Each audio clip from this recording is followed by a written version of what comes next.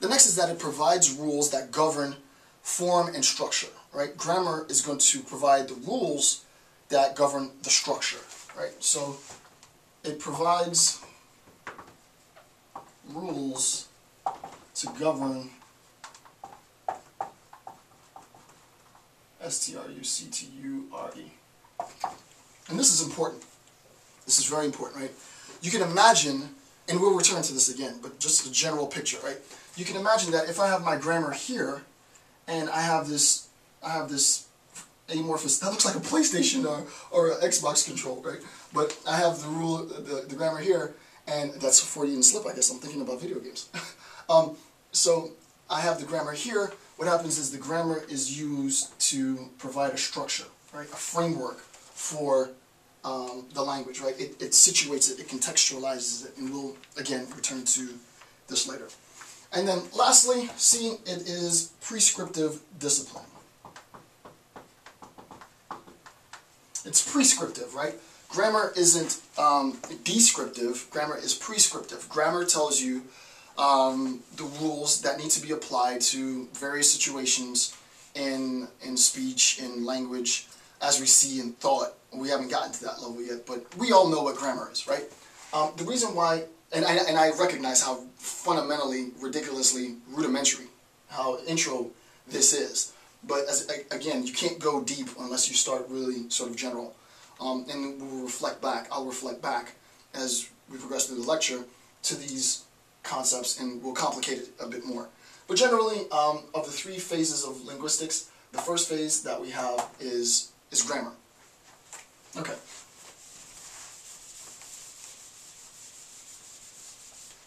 The second phase is philology. Did I spell it right? P-H-I-L-O-L-O-G-Y. Yeah, philology.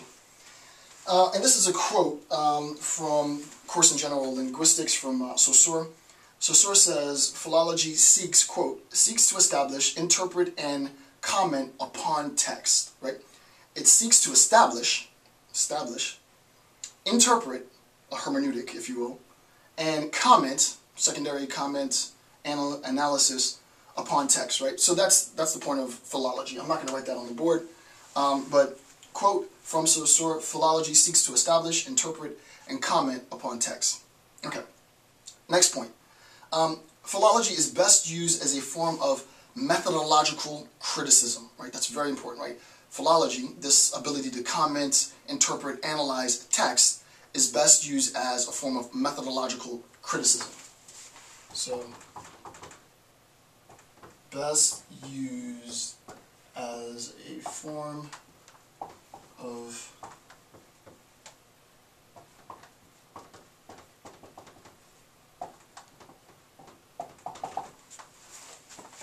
it's best used as a form of methodological criticism. Since I said I would take it deep, and this is going to approximate the discussion that I'll have much later, nearing the end. I think it's actually the last page of the analysis.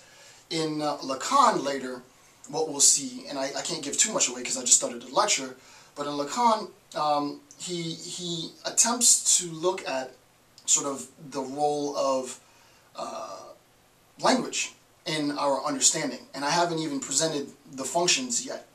But what he does is he makes reference to Descartes' cogito. You can call it the cogito, the cogito, whatever, right? So cogito ergo sum, I think therefore I am, generally becomes the foundation for this Cartesian skepticism. The technical sort of way to describe Cartesian, and I've done a video series on Descartes, so if you want to watch that, you know, just click into my, I think it's 6 or 8 part lecture on Descartes' cogito. Basically what Descartes' cogito was a form of methodological, instead of criticism, it was methodological skepticism. What Descartes did was he assumed a skeptical position, and then he systematized his skepticism. You can think of philology as a form of scrutiny. I wouldn't go as far as skepticism, but it is a form of scrutiny when best used, right? What happens is you are presented with the text, you're presented with the data, the information, and you, as the reader, as the analysis, as the analyst, as a student, go through the text and quote, seek to establish, interpret, and comment on the text, right? You need to engage yourself with the text, right? This method, this process of engaging oneself with the text is very, very important, and concepts in semiology later have effect on sort of pedagogical, educational experiences, and one of the concepts that came out of this was what's known as reader response. In reader response, an individual brings his or her lived life experience to an interpretation of the text, so that if I grew up in the hood, if I grew up in the ghetto, I'm going to interpret the text based on growing up in the hood, growing up in the ghetto. If I grew up in the suburbs, I grew up in affluence, I'm going to bring that into my interpretation of the text, right? So there is a weakness, however, to this methodological criticism, rather. The weakness is that, quote, and this is also from Saussure, it is too slavishly subservient to the written language. The problem with philology is that it is, by definition, subservient to the language, meaning that words and text take precedence. It is that which defines and governs the structure of philology as a discipline, right? So if the discipline, quote, seeks to establish, interpret, and comment upon text, then you have to recognize that the existence of the text, the existence of the language, is an antecedent. It comes before the analysis, right?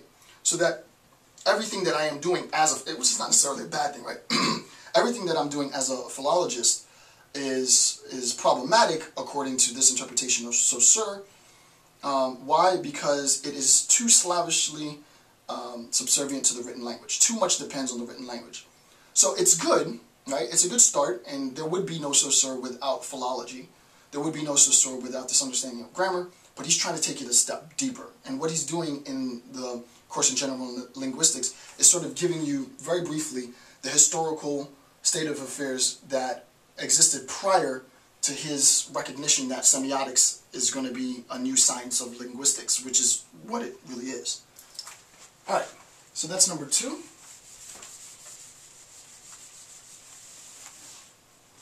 And then finally, number 3, we have comparative philology, comparative grammar. So,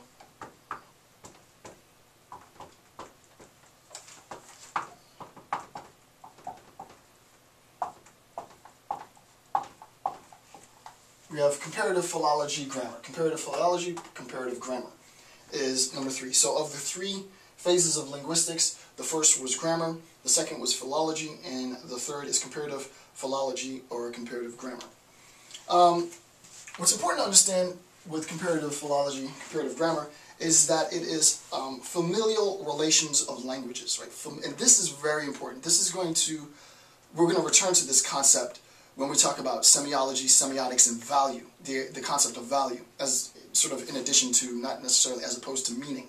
But there's a relationship that we'll discuss later. This is the intro. There's a relationship between meaning and value that we'll discuss later, and the idea of semiological value is going to be contingent on this familial relation among language, within the words and the structure of language and languages, right? So familial relations is contingent on this sort of more base, this more fundamental concept of value. And I'll talk about that later. So when we talk about familial, F-A-M-I-L-I-A-L, did I do that right? Yeah, relation. So comparative philology, comparative grammar is based on familial relations. I won't discuss this till later, but if you go through and watch all the videos, you'll have an understanding of this. This is itself contingent on a deeper structure, and that structure is what's known, what I'm classifying as MEA.